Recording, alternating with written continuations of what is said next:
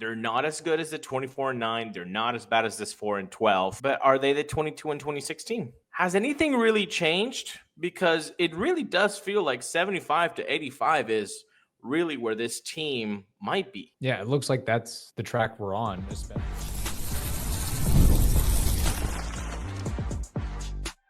You are Locked On Rays, your daily Tampa Bay Rays podcast. Part of the Locked On Podcast Network, your team every day. Welcome into Locked On Rays, your daily podcast covering everything Tampa Bay Rays, from game analysis to player interviews. We've got you covered with all the latest news and insights. My name is Captain Weiss.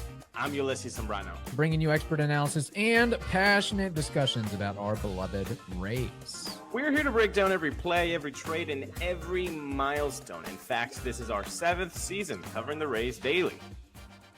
So grab your favorite Rays gear and settle in as we discuss the Tampa Bay Rays limping to the All-Star break, licking their wounds for a couple days until they get back at it. We do have some positive news, though, like Junior Caminero participating in the Home Run Derby tonight, and the Rays adding a 4th All-Star by the name of Drew Rasmussen. That is what we have on today's docket. Yes, but before we get to that, let's tell you that today's episode is brought to you by Game Time. Download the Game Time app, create an account, and use code LOCKEDONMLB for $20 off. Well, to summarize the weekend that was, not great, no bueno, all that. Yes, and we kind of saw this coming, Kev. When you're watching Locked On Race, you might be getting a little bit of a foreshadowing here. Ulises, what are your expectations for the Rays? Merely pulling out 2 of 4, splitting the series, or doing more? Dude, I mean, can I be honest? Because you are not high on the Rays right now. I think splitting is a W. Okay. Splitting is a big W. Well, you hit it on the mark there. And I guess getting swept is a big L, as we learned. Thursday, Friday, Saturday, Sunday. 3 of those losses by 1 run, and many of those losses came in unfortunate fashion. And the Rays, believe it or not, they're not first in the division, second in the division, third in the division, 4th in the division at 50-47, because the Red Sox are playing their butt off right now on a 10-game winning streak.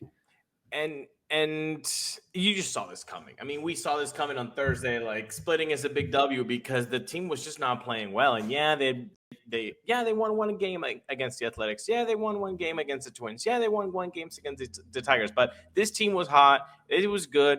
They were exhilarating with their lineup. I mean, Rafaela is just basically Barry Bonds right now in the 9th spot. And, getting Bregman back, everything was good for the Boston Red Sox. Everything was not going that well for the Rays. And it was just the perfect combination. So I felt it. I know you felt it.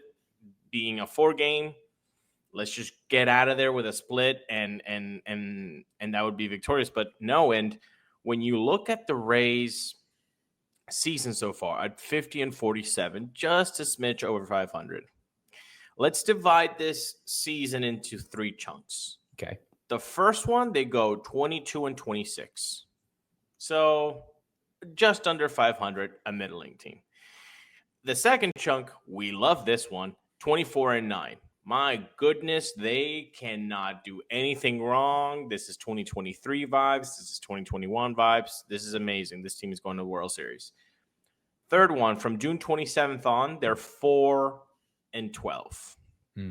They're not as good as the 24-9. They're not as bad as this 4-12. But are they the 22 and 2016? Because you have enough sample size here, Kevin, that we have to decide, were we really that off when we started this season saying this is a team that if everything goes wrong, they go 75 wins. And if everything goes right, 85, 86 wins at the most. Has anything really changed? Because it really does feel like 75 to 85 is really where this team might be. Yeah, it looks like that's the track we're on, especially if Brandon Lowe is hurt and doesn't return to his former self. And I mean, it seems like Ha-Seong Kim, he gets in for a game, he gets a hit or a home run, then he gets hurt. So like we can't win in that situation or scenario. And, probably not an appropriate topic for today, maybe later on this week, or if we have Evan Klosky on, we really should have some sort of conversation or barometer as to what are the Rays' plans at the trade deadline. Is it holding fort, keeping things as is, or they see Eric Neander and company sees this team as more of that first chunk and third chunk and say, all right, let's save some payroll. Brandon Lowe, you're on the clock. Yandy Diaz, you're on the clock. You are available to be traded. Not even them too, and it's right? unfortunate to talk about that, but that, if you're only 3 games over 500, and who knows what's going to happen out of the All-Star break. I mean, there's still time. Yeah. You would hope and believe that they're rested and recuperated and recovered and ready to go back at it. But I don't think there's any doubt that the amount of road games and the road trips are starting to take a little bit of a toll and wear and tear. Not to mention you're playing in the heaty conditions of Steinbrenner Field, and you got a lot of young players on the roster as well. What's just so unfortunate about it all is, like, I mean, it sucked to lose any game either way, but several, if not all these games were winnable, within reach and winnable, especially Friday when you have a 4-1 lead like that. And the Red Sox were looking terrible early on the game with pass balls and errors and so on and so forth. And to give that up. And again, I know the Red Sox are rolling. They won 6 games in a row against the Rockies and Nationals. And you got a guy like Rafaela, who looks like the second coming of Barry Bonds. And you got Roman Anthony, who is 21 years old and is on like a 10-game winning streak. And you got Garrett Crochet, who complete games the Rays on exactly 100 pitches. I mean, I don't think it's too far-fetched. Like, I think the standings, it's pretty much lined up with how these teams are right now. Like the Red Sox, I'd go to bat for them right now. I mean, that's what we were saying in the beginning of the season, though, didn't we? We were like, we like this Red Sox team. Now they're showing it up. We were like, oh, this Rays team is 75 to 85. They're kind of showing that's what they really are. And you said something at the beginning of that I think we need to understand. If this team keeps slipping, you've got 4 series before the deadline. Mm-hmm. Baltimore at home, White Sox at home. You cannot let those go. No. Then you get a rest day. Then you go to Cincinnati for 3, and then you go to New York for 4. Cannot slip there.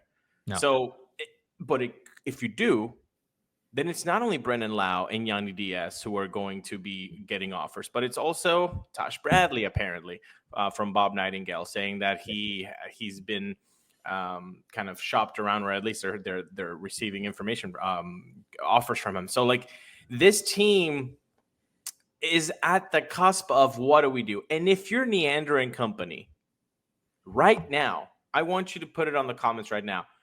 Do you go all in 50 and 47, knowing the 3 different chunks that we've seen of this team, 22 and 26, 24 and 9, and then 4 and 12?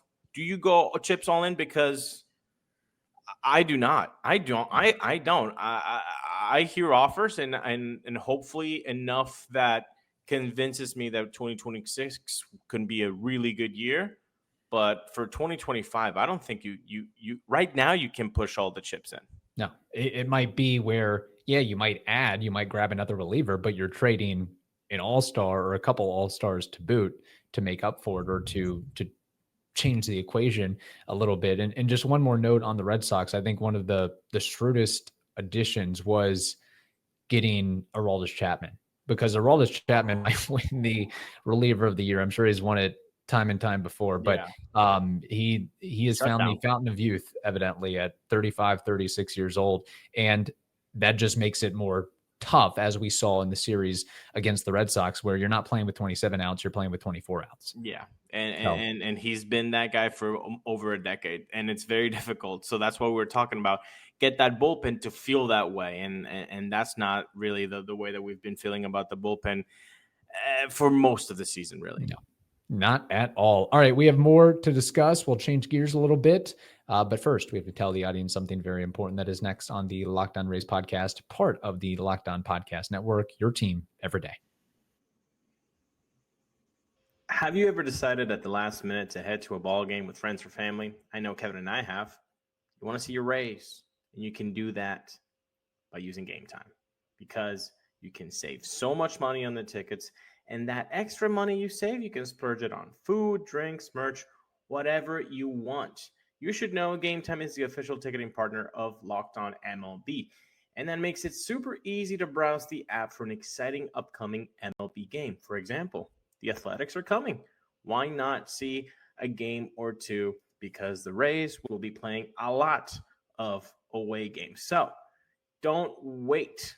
Today, take the guesswork out of buying tickets with Game Time. Download the Game Time app, create an account, and use code LOCKEDONMLB for $20 off. Again, create an account and redeem code LOCKEDONMLB for $20 off. Download the Game Time app today. Last minute tickets, lowest price, guaranteed. All right, Ulises, before we move on to some other topics, anything from the weekend that you want to make note of or shed light on, be it base running mistakes, pitching performances, and so on? Yeah, I guess good things. Baz and Bradley and Pepio, pretty good. Boyle, nice. Rasmussen, I mean, you guys did your job. I mean, they did their job. I don't have anything to badly to say about the rotation or anything like that. But I will say the running mistakes were by Aranda and Simpson. Can't do it, man. Can't do it. I understand that we're going to have to see these mistakes. Right. Maybe not so much. Well, for Aranda, it's a different why we're going to see them. It's because he's not very fleet of foot. He's slow. So you're going to see those things from Aranda. You're going to see them, and he's an all-star. But every guy has his flaws. That's his flaw. He's not very fleet of foot. So you're going to see that, and you're going to see them more times, Rays fans. You're going to see it more times. So be ready for that. Be conscious of that. And with Simpson, you're going to see these mistakes because he's young, because he is new to the league, and because those innocent moments are always going to happen, especially if you're young and not running through home plate. Yes, I know some of you are screaming at the screen saying, like, we learned that in Little League. Bro, try doing that in Fenway with 2 outs and 40,000 people screaming at you. It's a little bit different than playing against, 12-year-olds in your Little League team. Yeah, on a dirt field with parents sitting on lawn chairs. Yeah. Different. So but you're going to learn from that, hopefully, and that's the last time that Chandler Simpson does that. With your speed, bro.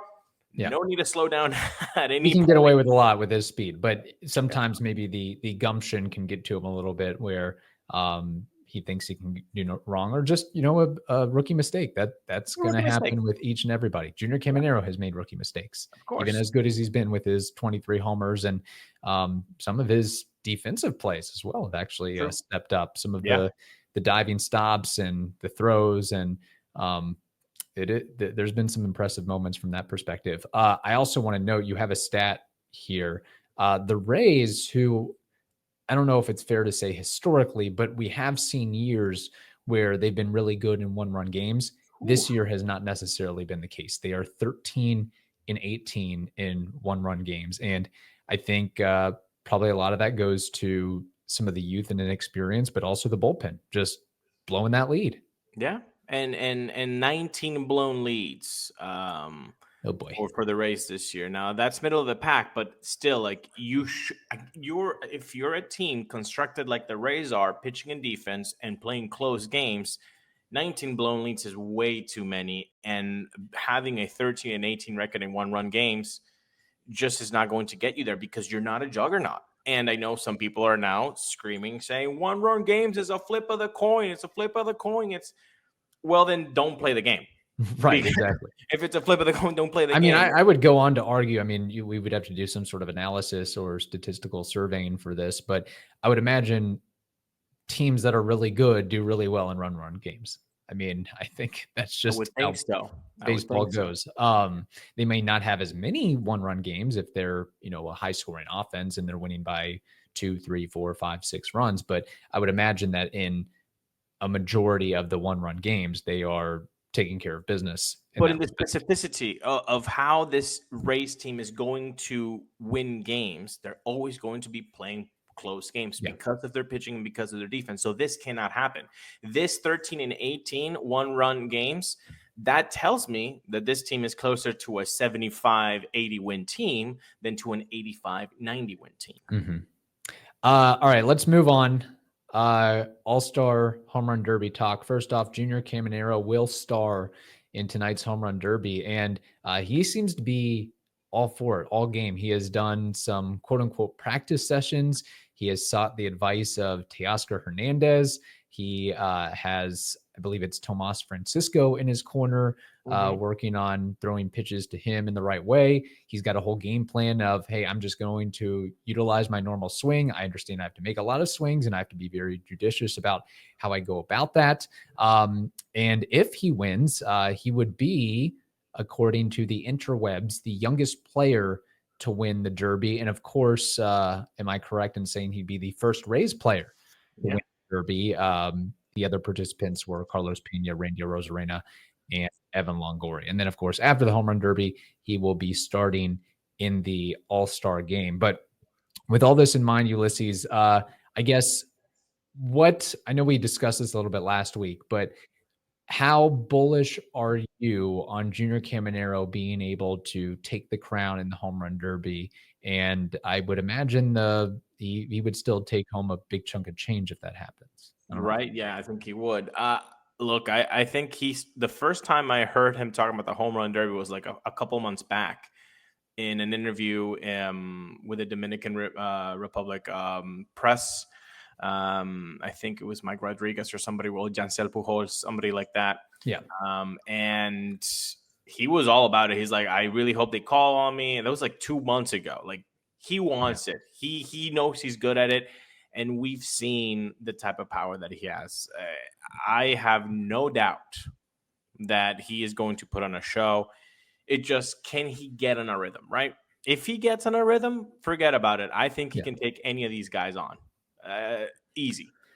But Francisco needs to find that zone, right? That rhythm of pace between swing and next swing to really get in a groove. And I believe they've practiced around 2 to 3 times already before the Derby.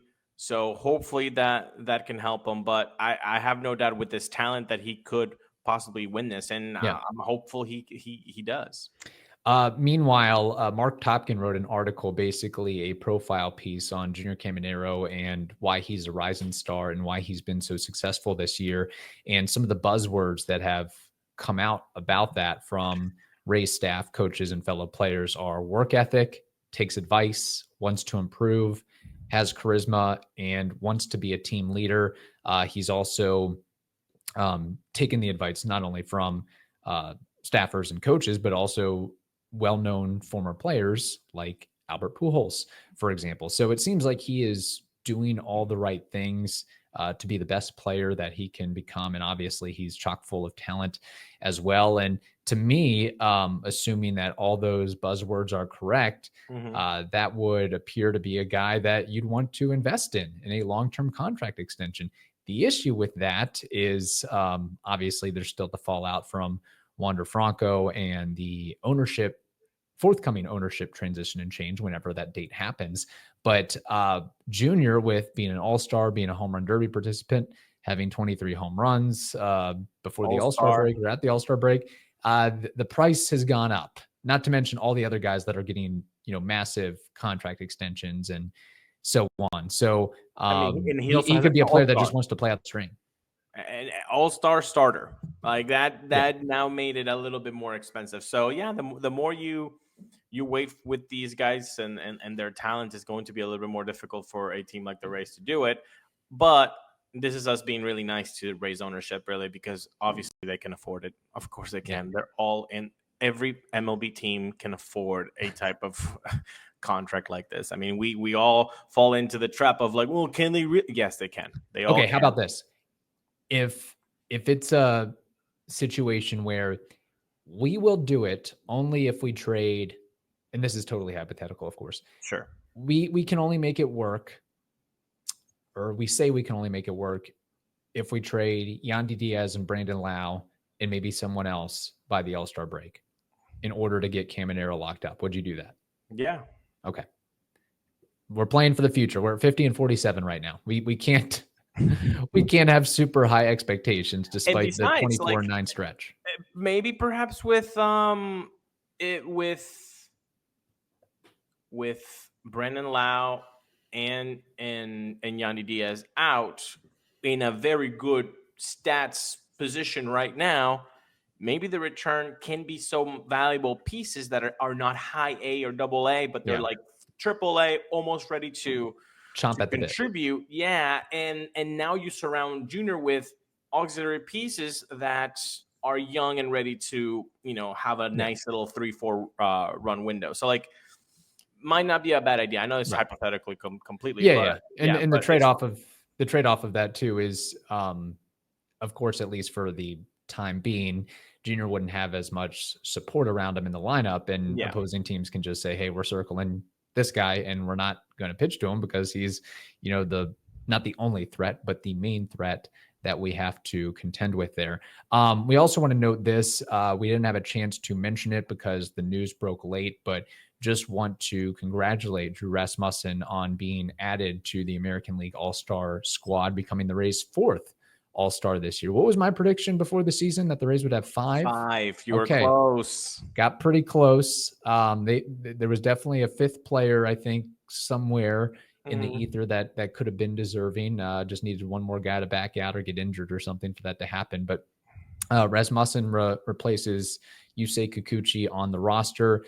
He is expected to work an inning, and it's just great for, everybody to be named an All-Star, but especially a guy like Rasmussen who has gone through it with the 3 elbow surgeries. And, based on the quotes, it just seems like he is really appreciative and will remember the moment in the honor forever.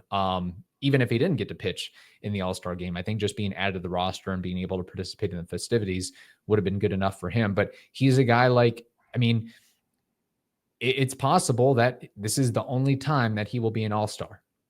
Even though he has not surprisingly, but I think there is a really cool stat that since debuting with the Rays on May 21st, 2001, his 2.75 ERA is second in the majors among pitchers with at least 305 innings, behind only Max Fried, who is at 2.64. Correct. Yeah. Now I know, Max Fried probably has a lot more innings than 305. So, had to pick the innings limit there somewhere, but it just goes to show you that when he is healthy and available, he's extremely dominant. So yeah, and we've seen that. It's kind of like put it on the board: 5 innings, 1 earned run. With Drew, and it's very well deserved. We thought he should get it before this voting came out. We were like, hey, if it's a pitcher, it has to be Drew, and if it's a hitter, it has to be Jonathan. And boom, lo and behold, Brandon Lowe and Junior Caminero came away with nominations as well. But it was going to be a very odd year, just like BA and Andy were saying during the weekend, that the Rays get 3 All-Stars and they're all hitters, and none of them would be pitchers. It's not very Rays-like. So obviously a very well-deserved nomination for Drew, and hopefully we get to see him pitch. Obviously, we're not going to see Brandon Lowe hit with his IL stint, but we'll see him around there in the dugout, and hopefully. And Junior starting at third base. Jonathan's probably going to be the first switch at first base. And then if you get an inning out of Drew, that's a pretty good Rays representation for 2025, and that should make us all really happy.